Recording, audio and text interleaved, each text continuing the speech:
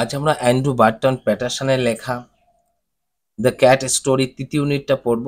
তোমরা সঙ্গে থাকলে অতি সহজে বুঝতে পারবে কিভাবে প্রত্যেকটা লাইনের অর্থ হয় এবং কিভাবে টেন্স সাজিয়ে প্রত্যেকটা লাইনের অর্থ আমরা মাস্টারমশাইরা তৈরি করি। আমি সেই সিস্টেমটা তোমাদেরকে দেখাবো এবং শব্দগুলোই বা কিভাবে তৈরি হয় এবং শব্দগুলোর ক্লাসিফিকেশন আমি তোমাদেরকে দেখাবো, যাতে করে তোমরা কোনো শিক্ষকের অপরিবর্তিতে তোমরা নিজেরাই কোনো টেক্সট পড়ে অর্থ বুঝতে পারো।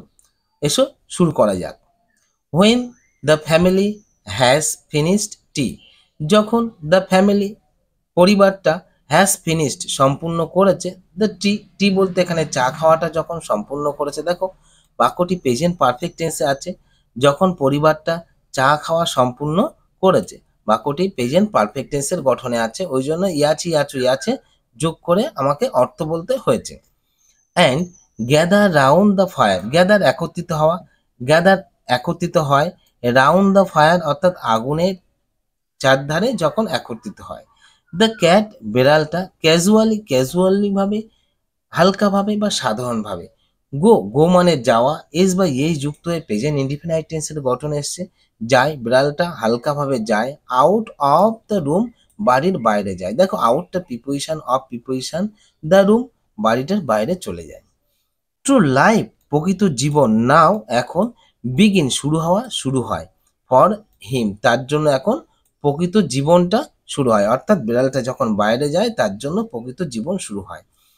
হি সাউন্টার ডাউন হিজ ওন ব্যাকওয়ার্ড, হি সাউন্টার ডাউন, সাউন্টার বলতে হেলতে দুলতে যায়, হিজ ব্যাকওয়ার্ড, ব্যাকওয়ার্ড বলতে পেছনের দিকে বা পেছনের, বাড়ির পেছনের দিকে সে হেলতে দুলতে চলে যায়। স্প্রিং মানে লাফানো বা লাফ দেয়, স্প্রিং লাফ দেয়, প্রেজেন্ট ইনডিফিনাইট টেন্স, ওই জন্য এস বাই এস যুক্ত হয়ে আছে। To the top of the fence, বেড়ার উপর দিয়ে লাফ দেয়। ড্রপ মানে পড়া, তোমরা জানো ড্রপস পড়ে, লাইটলি হালকাভাবে পড়ে। Down to the other side, অন্য সাইডে গিয়ে হালকাভাবে পড়ে। হি টোটস, টোটটাই এখানে ভার, টোট মানে দ্রুত গতিতে হেঁটে যাওয়া। হি টোটস অ্যাক্রস, সে দ্রুত গতিতে হেঁটে যায়। And skip to the roof of a empty shed, এবং লাফ দেয় একটা ফাঁকা ছাদ বা একটা ফাঁকা যে গুদামঘর, সেই গুদামঘরের উপরে লাফ দেয়। এই যে এমটি, এমটি মানে ফাঁকা, এখানে না অ্যাডজেক্টিভ হিসেবে ব্যবহার করা হয়েছে। আবার এমটি মানে ফাঁকা করা, সেটাও সেটা ভার্ব হিসেবে ব্যবহার করা হতে পারে। একই শব্দ কোথাও নাউন কোথাও ভার্ব হিসেবে ব্যবহার করতে পারি আমরা। হিজ মুভমেন্ট তার গতিটা, বিকাম হয়, লিড, লিড বলতে কি তোমরা জানো? লিড বলতে এখানে আরো বেশি হিংস্র বা সাবলীন বলা হচ্ছে, এখানে আরো বেশি শক্তিশালী হয়ে ওঠে। অ্যান্ড এবং, এবং প্যান্থার লাইক, প্যান্থার লাইক বলতে এখানে চিতা বাঘের মতো হয়ে ওঠে তার গতিটা। হি লুকস কিনলি, সে দেখে বা তাকায়। কিনলি, কিনলি বলতে তীক্ষ্ণভাবে। From other side, sorry from side to side, এদিক ওদিক সে খুব তীক্ষ্ণভাবে তাকায়। অ্যান্ড এবং মুভস, মুভস মানে স্থানান্তরিত হওয়া বা চলে যাওয়া, চলে যায়। নয়েজ লিজলি, নয়েজ লিজলি বলতে নিঃশব্দ, এটা অ্যাডভার্ব, তোমরা জানো নয়েজ শব্দ করা বা শব্দ, নাউন ভার্ব দুটোই। তার সঙ্গে লেস যোগ করে অ্যাডজেক্টিভ করা হচ্ছে, তার সঙ্গে আবার এল ওয়াই যোগ করে অ্যাডভার্ব করা হচ্ছে, অর্থাৎ নিঃশব্দে চলে যায়। ফর হি হ্যাজ, কারণ তার আছে, সো ম্যানি অনেকটাই, অ্যানিমিস তার অনেক শত্রু আছে বলে সে চলে যায়। শত্রুগুলো কি? Dogs and small boys with Stones, তার শত্রুগুলো হলো কুকুর এবং ছোট ছোট ছেলে, তারা হাতে পাথর নিয়ে থাকে পাথর ছুঁড়ে মারার জন্য, এর জন্য সে নিঃশব্দে চলে যায়। On the top of the shed, ওই শেডের উপরে অর্থাৎ ওই যে ঘর, সেই ঘরের উপরে। দ্য ক্যাট আর্সেস হিজ ব্যাক, আর্স মানে বাঁকায়, হিজ ব্যাক তার পেছনটা বাঁকায় বা একটু ঘষে নেয়। অ্যান্ড র্যাক্স, র্যাক বলতে আঁচড়ানো। হিজ পজ অর্থাৎ তার থাবা বসে একটু আঁচড়ে নেয়। ওয়ান্স অর টুইক, একবার অথবা দুবার আঁচড়ে নেয়। Through the soft bark of the old roof, through মানে মধ্যে দিয়ে, soft bark, soft bark of the old room অর্থাৎ sorry of the old roof, roof বলতে এখানে ছাদ, অর্থাৎ পুরনো ছাদের উপর যে আস্তরণ পড়ে থাকে বা যে একটা ময়লার আস্তরণ পড়ে যে একটা বাকলের মতো বা ছালের মতো তৈরি হয়, সেটাকে আঁচড়ায়। হি স্ট্রেস, স্ট্রেস মানে প্রসারিত করা। প্রেজেন্ট ইনডিফিনাইট টেন্সের ঘটনা আছে, হি স্ট্রেস হিমসেলফ, সে নিজেকে প্রসারিত করে। হিমসেলফটা প্রোনাউন লিস্টে গেলে তুমি পেয়ে যাবে, এখানে আছে হিমসেলফ, এই প্রোনাউনের লিস্টের মধ্যে তুমি পাচ্ছ হিমসেলফ। এরকম আমি লিস্ট করে দিয়েছি প্রত্যেকটা শব্দের, সেই শব্দগুলো তোমরা একটু পড়ে নিলে অতি সহজে পারবে। হি স্ট্রেস হিমসেলফ, সে নিজেকে প্রসারিত করে। আ ফিউ টাইমস, কয়েকবার। টু সি, দেখার জন্য। ইফ, এভরি মাসেল, প্রতিটা পেশি। ইজ, আছে। ইন ফুল ওয়ার্কিং অর্ডার, তার প্রত্যেকটা পেশি ওয়ার্কিং অর্ডারে আছে কিনা সেটা দেখার জন্য সে কি করে, তার পেশিটা তার অঙ্গ প্রত্যঙ্গগুলোকে একটু প্রসারিত করে নেয়। দেন তারপর dropping his head nearly to his paws, অর্থাৎ তার মাথাটাকে দুটো পজ অর্থাৎ দুটো পায়ের থাবার মধ্যে প্রায় নিয়ে আসে। হি সেন্ড, সেন্ড মানে পাঠানো, সে পাঠায়। সেন্ড অ্যাক্রস, এটা ফেজাল ভার্ব। এ কল, একটা ডাক পাঠায়। টু হিজ কিন্ডার, কিন্ডার বলতে তার আপনজন বা প্রিয়জনের কাছে সে একটা ডাক পাঠায়। বিফোর লং দে কাম, তাদের আসার আগে। গ্লিডিং, গ্লাইডিং, গ্রেসফুল, গ্লাইডিং গ্রেসফুল, অর্থাৎ গ্লাইডিং বলতে মসৃণভাবে চলে যায়, গ্রেসফুল বলতে শক্তিশালী বা সাবলীনভাবে কোথায় চলে যায়, দ্য শ্যাডো, ওই ছায়াময় জায়গার দিকে চলে যায়। নো লঙ্গার, আর বেশিক্ষণ। দে আর দ্য মিক ক্রিয়েচার, অর্থাৎ তারা আর বেশিক্ষণ থাকে না। মিক ক্রিয়েচার, মিক বলতে এখানে শান্ত প্রাণী, তারা আর বেশিক্ষণ ওই শান্ত প্রাণী হয়ে থাকে না। জাস্ট হু অ্যান আওয়ার এগো, যে 1 ঘন্টা আগে। সরি, এখানে যে বলতে যারা, যে বা যারা এরকম। হু মানে কে বা কারা, যে বা যারা। আমি তোমাদের ডব্লিউএইচ ওয়ার্ডের মধ্যে এই শব্দগুলো রেখেছি, একটু দেখে নাও হু মানে কি, তাহলে তোমাদের আর কোনো সমস্যা হবে না। এখানে দেখো হু মানে যে বা যারা, কে বা কারা বা যে বা যারা এরকম ভাবে সাজানো আছে। দেখো হু, কে বা কারা বা যে বা যারা, আমি ওখানে যে বলেছি কিন্তু যে হবে না, যেহেতু পোরাল নাম্বারের ভার্ব দেওয়া আছে। হু, যারা। অ্যান আওয়ার এগো, 1 ঘন্টা আগে। ওয়ার মিউ, মেউ মেউ করছিল।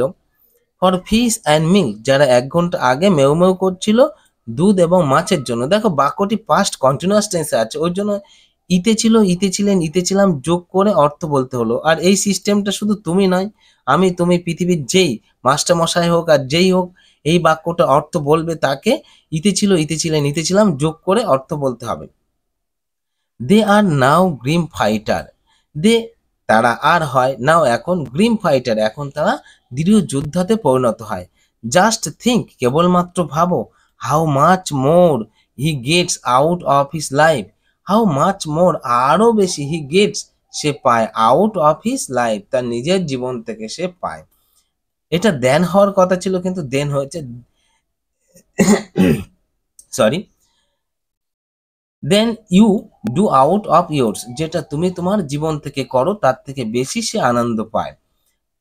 অর্থাৎ সেই বিড়ালটা তার জীবন থেকে অনেকটা বেশি আনন্দ পায় একজন মানুষের জীবন থেকে মানুষ যতটা পায় তার থেকে বেশি। অ্যান্ড এবং দ্য স্পোর্টস, স্পোর্টস বলতে খেলাধুলো। দে হ্যাভ, তাদের আছে। টু, তাদেরও খেলাধুলো আছে। অ্যাজ দে গেট ওল্ডার, যখন তারা বৃদ্ধ হয়ে যায় বা যখন তাদের বয়স হয়। দি গো, তারা যায়। In for the sports to the সুবারবান backyard, সুবারবান backyard বলতে সেই, সুবারবান বলতে এখানে শহরতলি, ব্যাকয়ার্ড বাড়িঘর, অর্থাৎ সেই বাড়িঘরের পেছনে অর্থাৎ শহরতলির পেছনে বাড়িঘরের দিকে তারা চলে যায়। দিস ব্যাকয়ার্ডস, এই বাড়িঘরের পেছনের দিকগুলো। দ্যাট আর ডাল টু আস, এইগুলো অর্থাৎ এই বাড়িঘরের পেছনের দিকগুলো আমাদের কাছে কি হতে পারে, ডাল, নিরানন্দময় হতে পারে। আর টু দেম, কিন্তু তাদের কাছে হয়, আর হয় টু দেম তাদের কাছে, হান্টিং গ্রাউন্ড, অর্থাৎ এই যে বাড়িঘরের পেছন দিকটা মানুষের কাছে সাধারণভাবে একটা নিরানন্দময় বা আনন্দহীন জায়গা বলে মনে হতে পারে, কিন্তু বিড়ালের কাছে কি হয়, হান্টিং গ্রাউন্ড হয়ে ওঠে। হোয়ার, যেখানে। দে হ্যাভ, তাদের they have more gallant adventures, যেখানে তারা খুঁজে পায় আরও সাহসী অ্যাডভেঞ্চার, ঝুঁকিবহুল কাজ সেখানে করতে পারে বা খুঁজে পায়। দেন দেন থেকে বা অপেক্ষায় the king Arthur's night ever had, king Arthur বলতে সেই সেই সাহসী যে যোদ্ধা, সাহসী যে রাজা ছিল আর্থার, আর্থারের যে সমস্ত যোদ্ধা ছিল সেই সমস্ত যোদ্ধাদের থেকে আরো বেশি শক্তিশালীতে পরিণত হয়। এখানে দেখো নাইট, কি NIGHT, নাইট, নাইট মানে যোদ্ধা। এটা তোমরা ভালো করে জেনে নাও, শব্দটা একটু নতুন স্পেলিং এর। It is always spoken as a repose against the cat. It is এটা সবসময়, ইট ইজ এটা হয়, অলওয়েজ সবসময়, স্পোকেন বলা হয়। অর্থাৎ এই যে বাক্যটি, এই অলওয়েজ শব্দটা তুমি এক মুহূর্তের জন্য নেই ভাবো, নেই ভেবে দেখো ইট ইজ স্পোকেন, তাহলে এটা কি হচ্ছে প্রেজেন্ট ইনডিফিনাইট টেন্সে প্যাসিভ ভয়েসের গঠনে আছে। ইট ইজ স্পোকেন, দেখো ইট অবজেক্ট, ইট ইজ স্পোকেন, এটাকে কি হয়, এটাকে সবসময় বলা হয়। অ্যাজ এ রিপোজ একটা দোষ হিসেবে, একটা দোষ হিসেবে দেয়া হয়। এগেনস্ট দ্য ক্যাট একটা বিড়ালের উপর দোষ দেয়া হয়। দ্যাট যে দে আর মোর ফন্ড অফ দেয়ার হোম, তার আরো বেশি প্রিয় তাদের বাড়ির প্রতি, অর্থাৎ তাদের বাড়িকে তারা বেশি পছন্দ করে, এই বলে তারা তাদেরকে আমরা দোষ দিয়ে থাকি। Then of the people in it, বাড়ির লোকজনের অপেক্ষা তাদের কাছে বাড়িটাই বেশি প্রিয় বলে আমরা দোষ দিয়ে থাকি বিড়ালদেরকে, অ্যাকচুয়ালি তা নয়। ন্যাচারালি সাধারণভাবে the cat does not like to leave, বিড়ালটা ত্যাগ করতে চায় না হিজ কান্ট্রি, তার দেশটাকে ত্যাগ করতে চায় না বিড়ালটা। And sorry country, the land সেই জায়গাটা, হোয়ার যেখানে, অল অল হিজ ফ্রেন্ডস আর যেখানে তার সমস্ত বন্ধুরা আছে। অর্থাৎ বিড়ালটা ত্যাগ করতে চায় না সেই জায়গাটা যেখানে তার সমস্ত বন্ধুরা আছে। দেখো এই বাক্যটি প্রেজেন্ট ইনডিফিনাইট টেন্সে নেগেটিভ সেন্টেন্সে আছে। আর এখানে দেখো এই হোয়ার, হোয়ার শব্দটা তুমি কিভাবে মানে ধরবে, একটুখানি ফিরে এসো জায়গাতে। হোয়ার মানে আমরা কি জানি কোথায়, কিন্তু না, হোয়ার মানে সবসময় কোথায় না, হোয়ার মানে যেখানে। দেখো তুমি এই জায়গাতে হোয়ার মানে কোথায় দিয়ে অর্থ করলে কোথায় তার সমস্ত বন্ধুরা আছে, এরকম কিন্তু হয় না। ওই জন্য ভিন্ন জায়গায় একই শব্দ যে ভিন্ন সেন্সে ব্যবহার করা হয়েছে সেই সেন্সটাকে তোমাকে ধরতে হবে, আর আমি চেষ্টা করছি তোমাকে সেই সেন্সটাকে ধরানোর বা বোঝানোর। অ্যান্ড হোয়ার এবং যেখানে, হি নোজ এভরি ল্যান্ডমার্ক, যেখানে সে জানে প্রত্যেকটা ল্যান্ডমার্কে, ল্যান্ডমার্ক বলতে ওই জায়গার যে চিহ্ন, অর্থাৎ কোথায় কি আছে, কিভাবে কোথা দিয়ে জাম্প দিতে হবে, কোথা দিয়ে লাফ দিতে হবে, এগুলো সে জানে, সেই জায়গাটাকে সে বেশি পছন্দ করে।